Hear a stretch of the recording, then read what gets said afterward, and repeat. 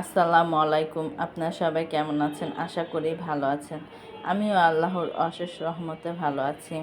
আজকে পাকের ঘরে থেকে শুরুটা করলাম। রুটিগুলো বেলে নিয়েছি, এখন রুটি ভাজাও হয়ে গেছে। একটা পরোটা ভাজছি, ছেলেকে টিফিনে দিয়ে দেব। আর এখানে তো রুটিগুলো বানিয়ে নিয়েছি, কারণ ও একটা পরোটাই খাবে, আর বেশি দিলে খাবে না। এই কারণে একটাই দিয়ে দিই। দেখেন দুপুরবেলা একটা পরোটা খায়। 3টা বাজে ওদের টিফিন দেয়, তখন মনে করেন এই ডিম দিয়ে দেবো একটা, আর এই একটা পরোটা দিয়ে দেবো, এটা দিয়ে ওর হয়ে যাবে। আর এখানে আমি আস্তে আস্তে করে সব রুটিগুলো ভেজে নিয়েছি। আর এই তো দেখেন ছেলে এখন স্কুলে চলে যাবে, তা ছেলের টিফিনটা আগেই গুছিয়ে নিচ্ছি। এখানে প্রথমে ডিমটা দিয়ে দিয়েছি, এখন এই তো একটা রুটি দিয়ে দিলাম, মানে পরোটা দিয়ে দিলাম। আর আমার জন্য ওখানে আছে ডিম ভাজা আর রুটি। পরে দিয়ে আর সেটা খাওয়া হয়নি, কারণ আব্বা আবার তন্দুর রুটি আর ডাল ভাজি এনেছে, সেটাই আমি খেয়ে নিয়েছি। এই তো ছেলের টিফিনটা রেডি করে এখন দিচ্ছি। ছেলে তো ব্যাগের ভিতরে নিয়ে গেল, ও এখন চলে যাবে। এখন যাবে কোচিংয়ে, আসবে বিকেল 5টা বাজে, মানে 12টা বাজে স্কুলে চলে যাবে, আর আসবে 5টা বাজে, ছুটি হবে। তা ছেলেকে যখনই ও যায় তখনই আমি ওকে বলে দিই, মানে একা গেলে ওকে আমি বলে দিই যে ভালোভাবে যাবে, রাস্তাঘাট দেখে যেও, আল্লাহ রসুলের নাম নিয়ে তারপর যেও, মানে একটা টেনশন কাজ করে, সব কিছুই আমি ওকে বলে দিই। তা এখন দেখেন ছেলে চলে গেছে, ছেলের বাবাও চলে গেছে অফিসে। তা এখন আমি ঘর দুয়ারগুলো একটু গুছিয়ে নিচ্ছি। তা আজকে একটু ভাবছিলাম যে ফার্নিচার মুছবো, কারণ আশেপাশ দিয়ে এত প্রচুর পরিমাণে মনে করেন জানালা দিয়ে ধুলা আসে, কি বলবো, মানে দুদিন একদিন পর পরই ফার্নিচারগুলো মুছতে হয়। না মুছলে মনে করেন একবারে মানে সাদা মানে ধুলা এসে ভরে যায়, এরকম অবস্থা। তা আমি কিন্তু খাটটাও মুছে নিয়েছি, তারপর জানালাটাও মুছেছি, এখন সোফাটাও মানে মুছে নিচ্ছি। এই তো দেখেন ড্রেসিং টেবিলের সামনে আসলাম, ড্রেসিং টেবিলটাও মানে মুছে নিচ্ছি। এক এক করে সবই মুছবো। কাছে বা দূরে, দেশ এবং দেশের বাইরে যে যেখান থেকে আমার ভিডিওটা দেখছেন, আপনাদেরকে অসংখ্য ধন্যবাদ। আর দেখার শুরুতে একটা লাইক দিয়ে ভিডিওটা দেখা শুরু করবেন। আর যদি ভিডিওর কোনো অংশ যদি ভালো লেগে যায়, তাহলে অবশ্যই আমার চ্যানেলটা সাবস্ক্রাইব করে আমার পাশে থাকবেন বন্ধু হয়ে। আপনারা কমেন্টের ভিতরে লিখে যান যে বন্ধু হয়ে গেলাম, পাশে থেকে গেলাম, আমি আপনাকে সাবস্ক্রাইব করেছি, আমার চ্যানেলটা ঘুরে আসবেন, মানে এরকমভাবে বিভিন্নভাবে আপনারা কমেন্ট করেন। তাই প্লিজ আপনাদের কাছে আমার একটাই রিকোয়েস্ট, আপনারা এভাবে কমেন্ট করবেন না, কারণ এভাবে কমেন্ট করলে আপনার আর আমার দুজনেরই ক্ষতি। আপনারা সুন্দর একটা কমেন্ট করবেন, আমরা বুঝে যাব। কারণ আমরা নতুন নতুন ইউটিউবাররা কিন্তু আমরা জানি না যে কিভাবে কমেন্টটা করতে হবে। তা আমাদের ভুলের কারণেই কিন্তু আমরা মনে করেন যে পিছিয়ে থাকি। তাই এই ভুলগুলো করবেন না, সুন্দর একটা কমেন্ট করবেন, তাহলে আমরা সবাই বুঝে যাব। আর এখানে দেখেন কথা বলতে বলতে কিন্তু আমার ঘরটাও সুন্দরভাবে আমি গুছিয়ে নিয়েছি। এখন সবগুলো ঘর সুন্দরভাবে ঝাড়ু দিয়ে দেব, কারণ সকালবেলা আদনানের বাবা আদনান তো চলে গেছে, এখন সব গুছিয়ে নিয়েছি। এখন মনে করেন সুন্দর করে প্রত্যেকটা ঘর ঝাড়ু দিয়ে মুছে নেব, কারণ প্রত্যেক দিন ঘর না মুছলে কিন্তু ভালো লাগে না। আর হয়েছে টাইলস করা ঘর, একটা চুল পড়লেও মনে করেন যে দেখা যায়। এই কারণে মনে করেন প্রত্যেক দিনই ঘরগুলো মোছা লাগে, ঝাড়ু দেওয়া লাগে।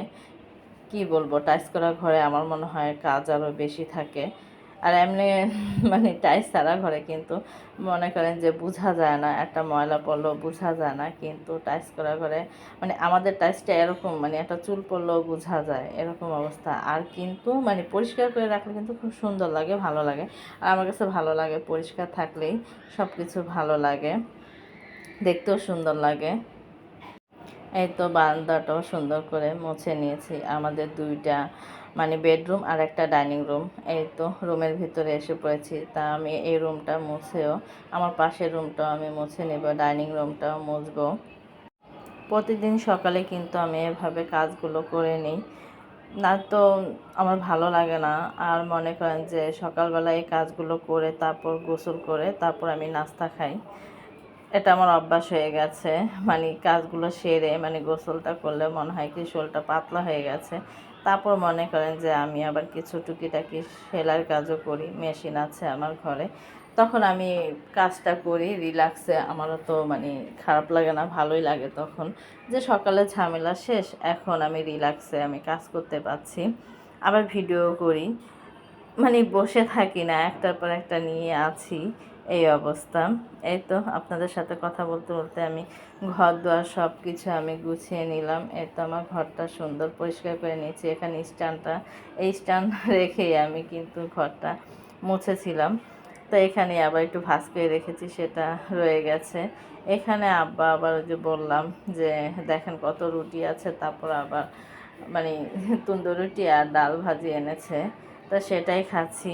আর তন্দুর রুটি আর ডাল ভাজি থাকলে আর কিছু লাগে না। আমার কাছে এই ডাল ভাজিটা খুবই মজা লাগে। আমাদের এখানে এক হোটেলে বিক্রি করে, আরেক হোটেল আছে সেটাটাও তো মজা লাগে না, কিন্তু এই ডাল ভাজিটা মানে এই দোকানের ভাজিটা খুব মজা। তো এই ডাল ভাজিটা আনলে আমি আর অন্য কিছু থাকলেও খাই না, এটাই খাই। আর তন্দুর রুটি তো আমার পছন্দের খাবার। নেহারি রুটি দিয়েও আমি তন্দুর রুটিটা খুব পছন্দ করি।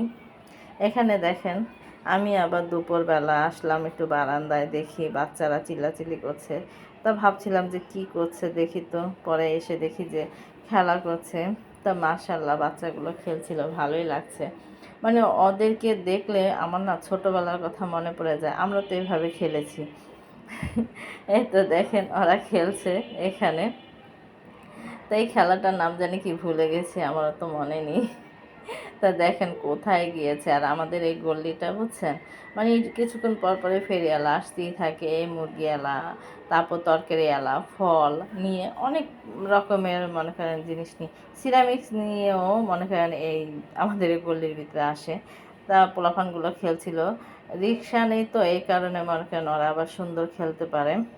তা বিকেলবেলা একটু বাহিরে গিয়েছিলাম আম্মার সাথে একটু দরকারি কাজে, তা আসার সময় আবার কিছু টুকিটাকি বাজারও করে নিয়ে আসছি। এখানে মানে বাজার কি কিছু ফল এনেছি। এখানে এর তো একটা পেঁপে এনেছি, দেখেন পেঁপেটা কত বড়, মাশাআল্লাহ পেঁপেটা অনেক বড় ছিল। এখানে আমরা এনেছি, তারপরে দুধ এনেছে আদনানের বাবা, আর এখানে চিতই পিঠা এনেছি, আর ওখানে রসুন, এইগুলো নিয়ে আসছি আসার সময়। অনেক দিন পর দেখছি যে চিতই পিঠা মানে বাহিরে বেচতেছে, তা দেখলে ভালোই লাগলো। তাই এখান থেকে কিছু চিতই পিঠা নিয়ে আসলাম, কারণ সন্ধ্যার একটা নাস্তা হয়ে যায়, তাই এটাই এখন মনে করেন সবাই ঢেলে খাবো। এই তো দেখেন আদনান কিন্তু শুয়ে আছে সন্ধ্যার সময়, স্কুল থেকে আসছে তো বিকাল 5টা বাজে, তাই একটু বাহিরে যে একটু মনে করেন হাঁটাহাঁটি করছে। এখন আবার ও আবার এসে শুয়ে পড়ছে, বলতেছে যে আমার ভালো লাগতেছে না। তা সারাদিন স্কুলে থাকে, সন্ধ্যার সময় একটু ক্লান্তি ভাবটা আসে, তা শুয়ে আছে। তা আমি আবার বললাম যে নাও একটু নাস্তা খেয়ে তারপর তুমি পড়তে বসো। তা সেটাই ও নাস্তা খাবে এখন। এখন ও না, আমরা সবাই খাবো, কারণ এই চিতই পিঠা আর ভর্তা দিয়ে খেতে কিন্তু ভালোই লাগে। আমি প্রায় সময় বানাই চিতই পিঠা, আমার কাছে খুব ভালো লাগে। ভর্তা বা গরুর মাংস দিয়ে খেতে ভালোই লাগে। আর এখানে দিয়েছে ধনিয়া পাতা ভর্তা, আর এটা মনে হয় শুটকি ভর্তাটা। তাই এখানে সবাই খাচ্ছে, আমি, আদনান, আদনানের আব্বু, মা, আমরা সবাই মিলে একসাথেই নাস্তাটা করছি। মানে পিঠাও খাওয়া হচ্ছে, সন্ধ্যার নাস্তা হয়ে যাচ্ছে এটা দিয়েই। এখানে আদনানের আব্বু আসলো, এই তো খাচ্ছে। তা ভর্তাটা কিন্তু ভালোই লেগেছে। অনেক সময় দেখা যায় ভর্তা ভালো লাগে না, বাহির থেকে আনলো, কিন্তু এই ভর্তাগুলো একটু ঝাল ছিল, এর কারণে ভালো লেগেছে। আর ভর্তা ঝাল না হলে চিতই পিঠা দিয়ে কিন্তু খেতে ভালো লাগে না, একটু ঝাল ঝাল হয় তাতেই ভালো লাগে। তাই তো এখন আমিও বসছি খেতে। মানে এনেছি তো মনে করেন সন্ধ্যার আগ দিয়ে সবাই আমরা নামাজ পড়েছি, নামাজ পড়ে তারপর আমরা খাচ্ছি। এই কারণে মনে করেন একটু ঠান্ডা হয়ে গেছে, মানে শক্ত হয়ে গেছে, তো আমি আবার ছিঁড়তে পারছি না। আমাকে আবার বলছি তুমি একটু ছিঁড়ে দাও, তা আমার একটু ছিঁড়ে দিল, তো সেটাই খাচ্ছি। ভিডিওটা আর বড় করব না। সবাই ভালো থাকবেন, সুস্থ থাকবেন, আমাদের জন্য দোয়া করবেন, আমরাও আপনাদের জন্য দোয়া করি। আল্লাহ হাফেজ।